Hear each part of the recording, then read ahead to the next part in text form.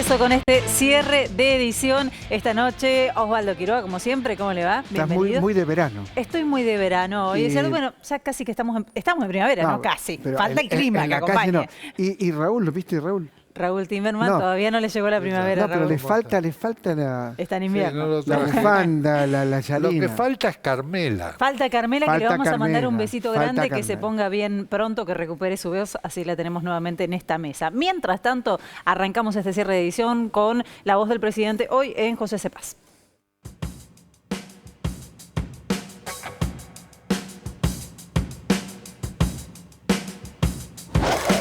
Acabamos de terminar una reunión con el presidente Alberto Fernández, con representantes de todos los sectores empresariales, con representantes de las 3 centrales sindicales, en la que se rubricó el acta por la que llegamos a un acuerdo por la fijación del salario mínimo vital y móvil, en donde hemos logrado fijar un incremento del salario mínimo para el periodo paritario, que es hasta marzo del año que viene, de 52,7 puntos. Habla a las claras de la vocación, la decisión política de nuestro gobierno de avanzar en la dirección de cerrar brechas.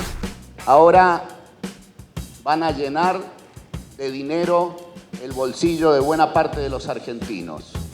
Van a querer inundar o generar una nueva burbuja de consumo que es ficticia y que puede generar picos hiperinflacionarios en un corto plazo. Estoy acá para compartir con ustedes medidas de alivio que tomamos para acompañarnos en este momento difícil. Va a haber mejoras para todos los trabajadores. Van a recibir hasta 2.000 pesos extra en su bolsillo, 2 pagos extras de aguache que reciben por sus hijos. Vamos a darles un bono a fin de mes de 5.000 pesos. Además, vamos a volver a aumentar el salario mínimo. También vamos a aumentar la beca Progresar un 40%. Para quienes pagan ganancias, vamos a modificar el impuesto para que reciban alrededor de 2.000 pesos más en el bolsillo por mes. Y también tomamos la decisión de congelar el precio de la nafta por los próximos 90 días y que la devaluación no los afecte. Llegar a fin de mes se transformó en este último año en una tarea imposible muchas veces. 3 años y medio es mucho tiempo y también es poco para reparar lo dañado que estaba el país y construir la Argentina que todos queremos y merecemos. Lo que hacemos tiene que ver con cuidar a la Argentina, generar trabajo y fortalecer el poder adquisitivo del pueblo trabajador. Nosotros hace unos días, el 15 de septiembre, la semana pasada, enviamos al Congreso de la Nación el proyecto de ley de presupuesto para el año próximo. Y allí actualizamos todas las proyecciones y los planes para este año. Y todo lo que estamos anunciando de los próximos días es algo que ya está programado presupuestariamente. Es decir, es absolutamente engañoso y no es correcto decir que lo que estamos haciendo ahora y lo que se viene tiene que ver con algo electoral. Tiene que ver con fortalecer a la economía argentina y al pueblo argentino. Bueno, muy bien, después de este informe la sumamos a Nazarena Lomagno a la mesa también, porque tiene mucho que ver con la economía y con lo que veníamos hablando en el noticiero anteriormente, pero bueno, qué lamentable, doble vara. Qué lamentable ver a Cornejo, que viene de un partido como Radical, siendo tan hipócrita, realmente tan hipócrita, pensar que esto es únicamente algo electoral, cuando en realidad le parece ficticio que el trabajador tenga dinero en el bolsillo. Eso es ficticio. Ahora, echarlo a la calle y que se muera de hambre, eso no sería ficticio, eso sería la realidad. Lamentable, sinceramente lamentable.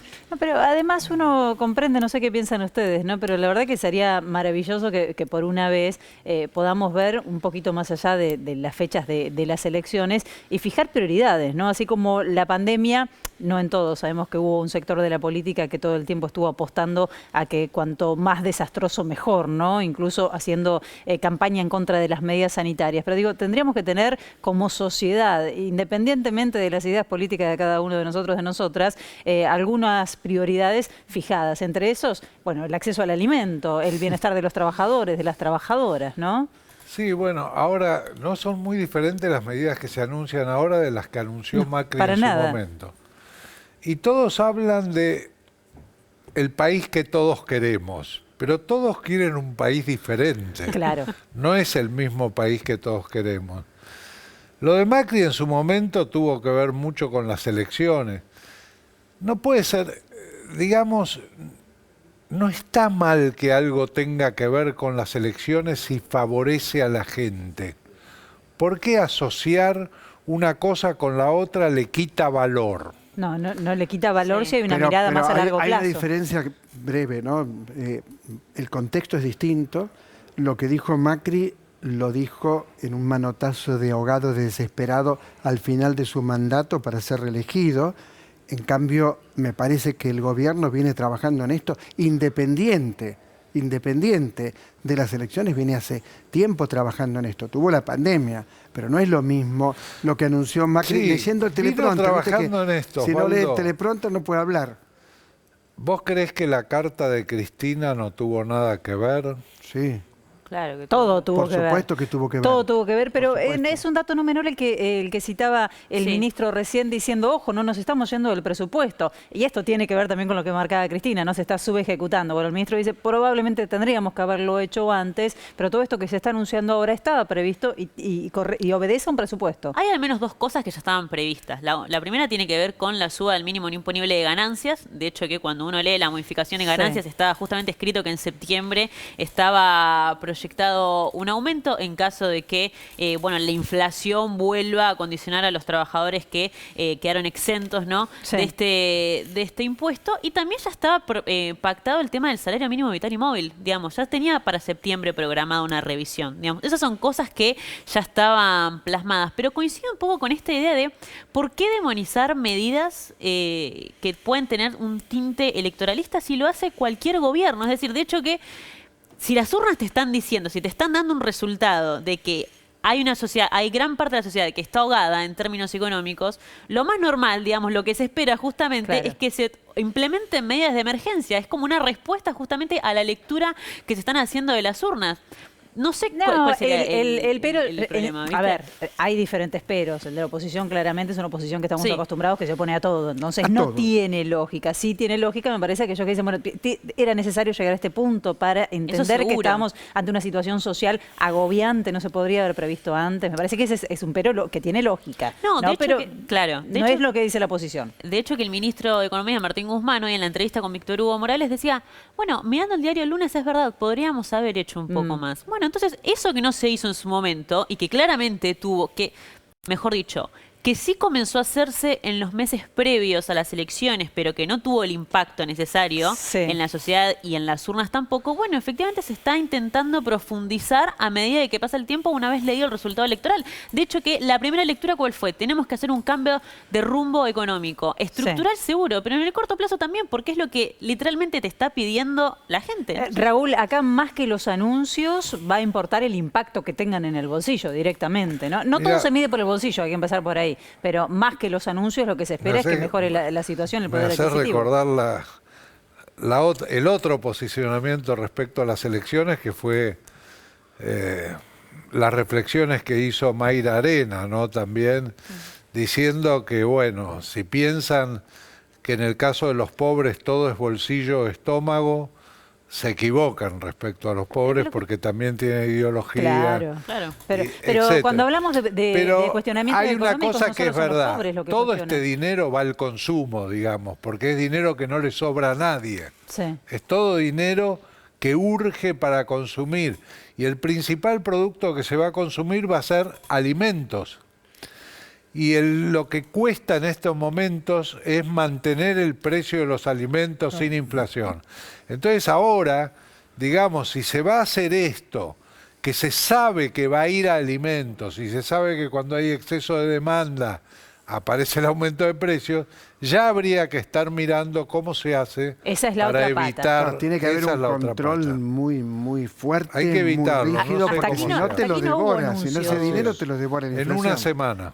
Claro, una semana, exactamente. Nazarena, hasta aquí no hubo anuncios en ese sentido, ¿no? Porque esta ha sido la falencia, lo hemos marcado varias veces. Digo, el gobierno ha constantemente intentado acompañar a los sectores más castigados por la doble crisis, con la tarjeta alimentar, con diferentes políticas, pero la inflación y la especulación es un agujero negro que se lleva puesto todos los los esfuerzos y finalmente siguen pasando por todas las peripecias posibles para poder llegar a la góndola, ¿no? Digo, faltó controlar eso. ¿Qué se hace para controlar los precios de los alimentos? Bueno, claramente hubo políticas de precios, digamos, de control de precios orientadas a ciertos alimentos, harina, fideos, arroz, cuestiones, bueno, lácteos también, que están dentro de un programa de precios controlados, pero la carne, las frutas, las verduras han quedado fuera de ellos y no hubo una política, digamos, demasiado... Fracasó, me parece que el control ha fracasado. Más allá que el programa claro. esté vigente y que uno encuentre artículos en los supermercados, bueno, eso no alcanzó para contener la inflación y el aumento en los precios. Claramente no alcanzó los precios de los alimentos. Digo, no nos podemos quedar con que el programa funcionó y está vigente. Hacen falta otras medidas. No, por supuesto que sí. A ver, desde el gobierno plantean esta idea de, bueno, durante el primer semestre hubo un fuerte incremento de los commodities a nivel internacional, que eso hizo que, si bien aumentara las arcas fiscales en base al aumento de las exportaciones, sí terminó repercutiendo, ¿no?, en los precios del mercado interno.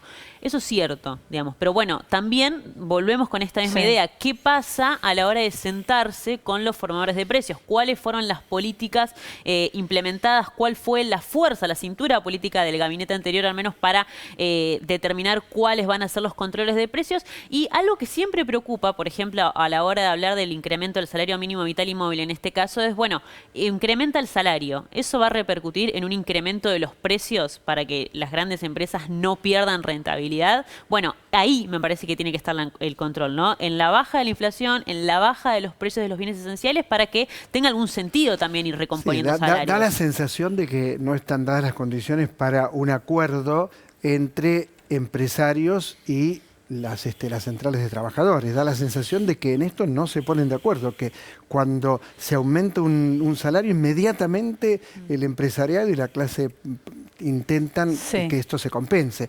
En otra época hubo acuerdos, ¿no es cierto, Raúl? Hubo acuerdos, acordate, José Bergelbar, o sea, hubo acuerdos. Pero me avisan que acaban de nombrar una amiga secretaria de Educación. Así que en el Ministerio de Educación, Silvina Agbirts acaba de ser nombrada secretaria de Educación. Fue ministra de Scioli, excelente. Así es. Excelente ministra de Educación, excelente. Directora General de Escuelas, según la denominación de Sarmiento. Claro. Bueno, iremos conociendo algunos nombres más, ¿no? Sí, aparentemente los gabinetes se están armando. Bueno, hubo un cambio de estilo. Se felicita, 7:30 de la mañana, reunión.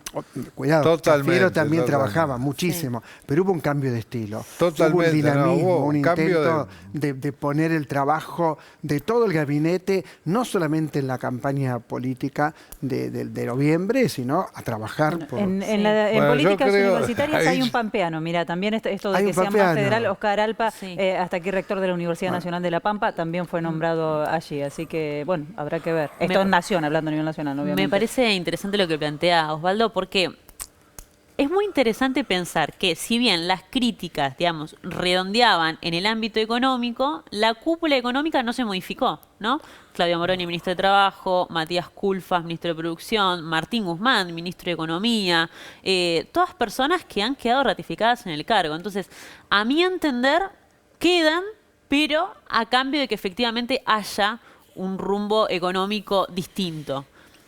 ¿Qué será distinto? Sí, bueno, habrá que pensar hubo cómo. Un cambio, que es el de Luis Basterra. El de Luis Basterra, es verdad. Julián Domínguez entró en ese rol. Sí. Yo creo que lo fundamental es que entraron 3 pesos pesados de la política y la gestión. Julián Domínguez, Mansur y Aníbal Fernández. Tienen otra dinámica de trabajo. Tienen otra dinámica, otro estilo. Yo cuando lo veía a Mansur esta mañana temprano, digo, es verdad también que Mansur debe dormir la siesta todos los días, porque si no ese ritmo no se aguanta. O veíamos a Aníbal hablando con el periodismo y respondiendo las agresiones que recibe. Cambió el clima. Cambió el clima y ahora te voy a preguntar, Raúl, si esto en cierta manera oxigena al presidente, ¿no? Que lo veíamos al frente todo el tiempo en todos los temas. Pero te lo voy a preguntar después de compartir parte de lo que decía hoy Alberto Fernández, ahora sí, cuando inauguraba la Facultad de Ciencias Médicas en José C. Paz. La verdad, hoy estamos poniendo en marcha una universidad, que es distinto, una facultad, que es distinto. Porque como bien dijo el rector de la universidad, el año que viene porque ya el Estado Nacional aprobó la currícula de la materia, las carreras medicinales de medicina que se van a estudiar en esa facultad. Eso va a estar repleto de profesores y alumnos. Estamos inaugurando una facultad, no un edificio. El mensaje que recibimos lo hemos oído. Pero la respuesta nuestra es esta. Lo que necesitamos es cambiar planes sociales por trabajo.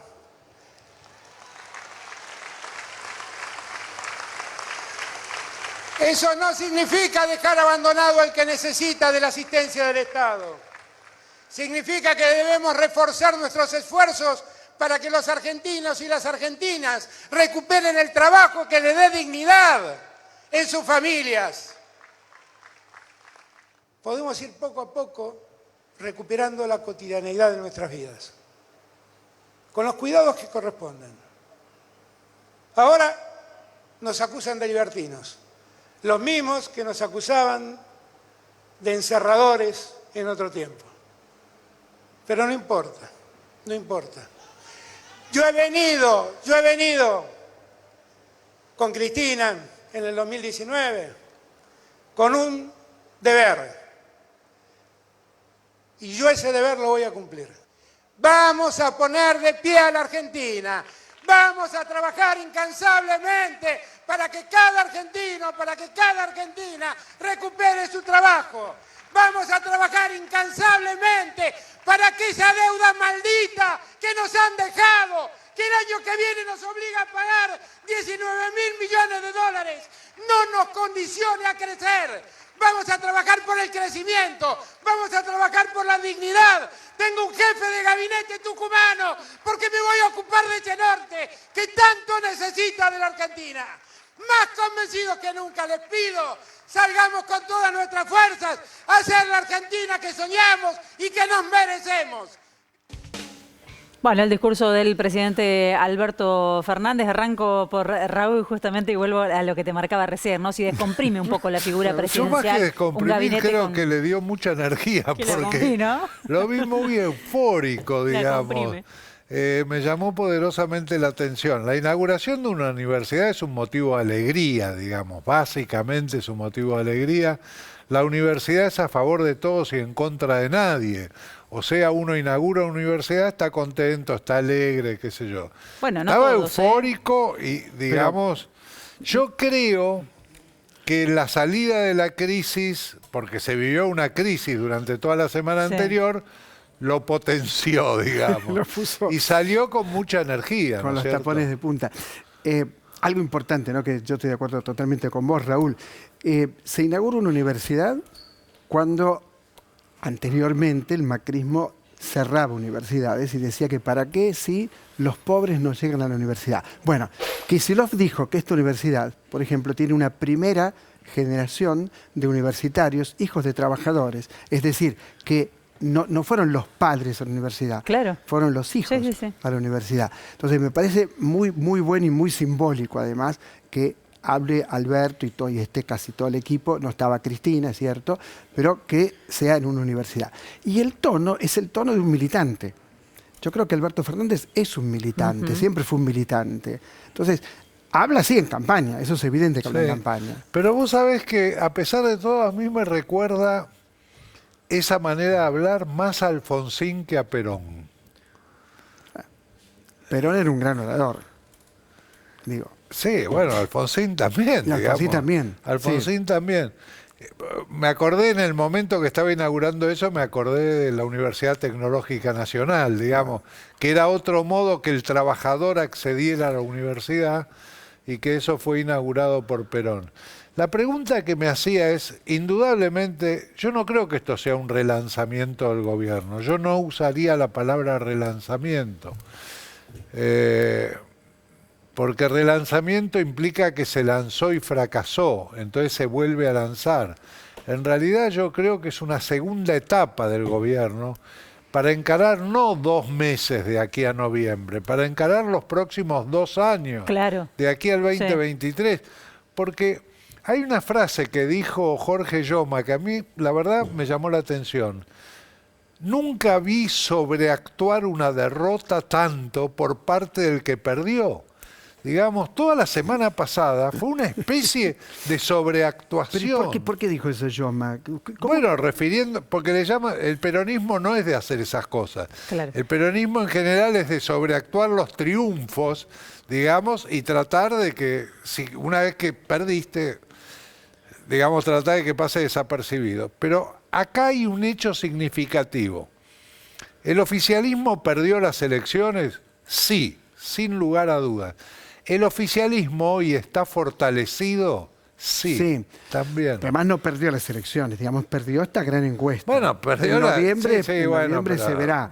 ¿Vos no crees que se va a achicar la distancia? ¿Vos creés que puede cambiar en noviembre? Sí, yo creo que sí. Yo creo que, bueno, no puedo decir si va a ganar o perder, pero estoy seguro que se va a achicar un poco esa distancia. Puede ser. Me parece que el concepto de relanzamiento no lo comparto, comparto lo que vos decís, pero lo que digo es que hubo una pandemia. Es decir, en realidad todavía no se gobernó.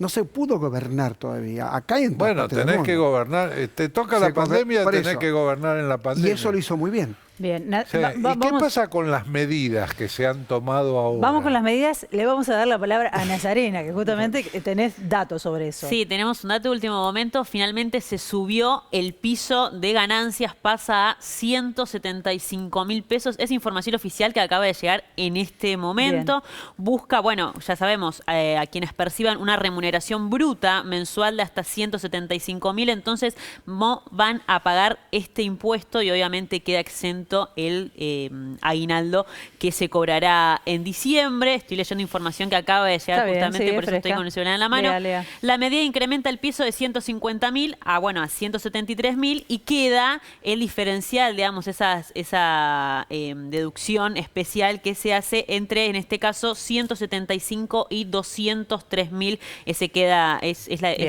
el umbral en donde se van a hacer deducciones especiales también. Bueno, una actualización que busca eximir del pago del impuesto a las ganancias a 1.267.000 personas.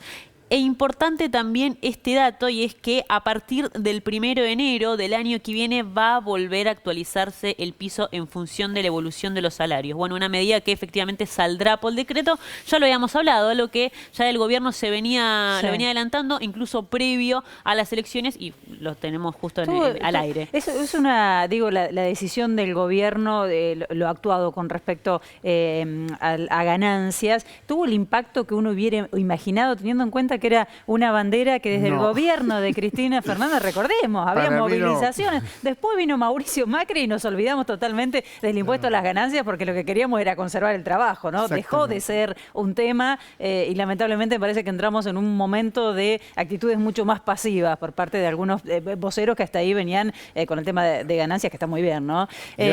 Mauricio Macri hizo campaña, Mauricio Macri hizo campaña prometiendo la eliminación del impuesto a las ganancias. Y no solo no lo hizo, sino que más trabajadores y trabajadoras empezaron a aportar impuesto a las ganancias. Y bueno, finalmente este gobierno avanzó en ese tema. Ahora, no sé si es un problema de comunicación o si tuvo, digamos, el reconocimiento en la medida que tenía que tener. Claro.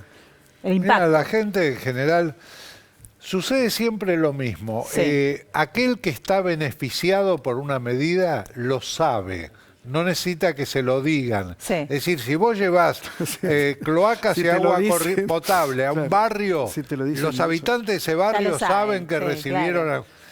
¿Qué haces? En general comunicás para que los demás se enteren que esa gente lo recibió, pero el que lo recibió lo sabe y lo disfruta el beneficio. ¿Quién va a ser el presidente de la Corte?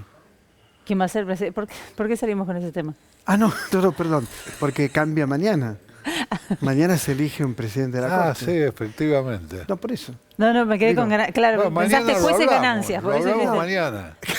Pensaste jueces y ganancias. Jueces y ganancias, pensaste. Bueno, por eso, claro, ¿por qué la relación? Me quedé pensando. No, porque mañana cambia la presidencia de la Corte. No pagan impuestos a las ganancias. Por eso, no pagan un peso ni a palo, ¿no? Deberían pagar, digo, ¿no? Nazarena, te habías quedado con lo último que decía el presidente con respecto al Fondo Monetario Internacional. También hizo hincapié hoy, bueno, es el tema, ¿no? En la agenda, la negociación que se viene con el Fondo Monetario Internacional y de qué manera puede condicionarnos. Bueno, es el tema, claro, claramente es el tema también en el diseño del presupuesto y a la hora de debatirlo, ¿no es cierto? Porque si bien el presidente ya mandó el mensaje político de que los 19.000 millones de dólares, que es casi la mitad del préstamo otorgado, los 19.000 millones de dólares que se tendrían que pagar el año que viene, no se va a hacer, digamos, ya se descuentan los pagos. Eso podría tomarse como dos maneras, o bien un mensaje político diciendo sigamos negociando, pero estos pagos no entran, o si se quiere, y esto es visión propia, una suerte de adelanto de acuerdos, como bueno, ya puedo hacer público que no te voy a pagar el año que viene porque venimos avanzando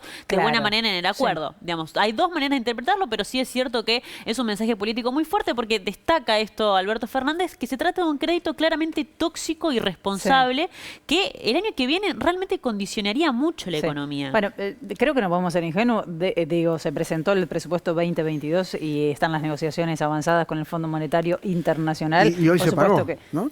Hoy se pagó 1.885 millones, ¿no? Exactamente, 1.885 millones de dólares. Y ese es un tema, porque digo, por más que queden exentos de pagos durante el año que viene, es obvio que el Fondo Monetario en las negociaciones va a pedir condiciones, ¿no es cierto? Porque es lo que hace el Fondo Monetario. Siempre tiene, por más que busque tener un perfil más progresivo, siempre al fin y al cabo, en el fondo del fondo van a estar siempre las mismas recetas y siempre la mirada ortodoxa a la hora de arreglar la economía según entienden desde el organismo. Entonces, y obvio también que por más que se haya entregado el crédito en condiciones mucho más flexibles, a la hora de devolverlo van a poner el estatuto sobre la mesa. Entonces, bueno, dependerá de la cintura política del gobierno y de qué manera pueden llegar a encontrar un punto de límite para efectivamente estrecharse las manos y hacer un acuerdo, pero que no condicione el futuro económico del país, o al menos lo menos posible. Bien, voy a cerrar haciendo un balance. Me interesa que está Raúl hoy para preguntarle. La semana pasada, por las buenas o por las malas, podríamos decir, el oficialismo copó la agenda, algo que le venía costando bastante, ¿no? Esta semana la revirtió, pero sigue teniendo un manejo sobre la agenda y me parece que a la oposición le está costando un poquito más. Digo, Milei dejó de ser noticia el martes, creo, ¿no? Ya no hablamos más de lo novedoso de la derecha y tampoco hablamos mucho de lo que pasó con Juntos por el Cambio, que por un lado le vino bien, reorganizó la tropa, tuvo su foto de unidad, pero pareciera que perdió iniciativa, ¿no? Que en este caso... Bueno, como dijo Gustavo Marangoni en un análisis que hizo, Juntos por el Cambio está almorzando la cena, porque en realidad se está comiendo el 2023, digamos. Solo piensa en el 2023 y ya se olvidó de lo que está pasando ahora. Ahora, cuando pasan este tipo de cosas, en general, cuando la política se pelea, en general la gente se perjudica. Vos fijate... Ahora viene el tema sobre la liberalización respecto a la pandemia, si se usa barbijo o no se usa barbijo. Y también antes estaba politizada la justicia, ahora la salud también está politizada. Lo importante es estar en contra. Para el PRO es estar en contra. Hicieron marchas contra los barbijos, la infectadura. Ahora...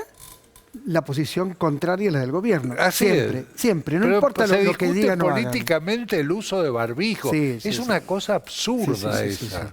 Esa es absurda realmente. Con una buena noticia hoy que en el Hospital Posadas no hubo ocupación en terapia intensiva. Esa es una de las buenas noticias y un indicador además que el camino aparentemente es ¿no? De a poquito vamos a ir saliendo, ojalá, mírate. Esperemos, crucemos los dedos, esperemos que esto siga así.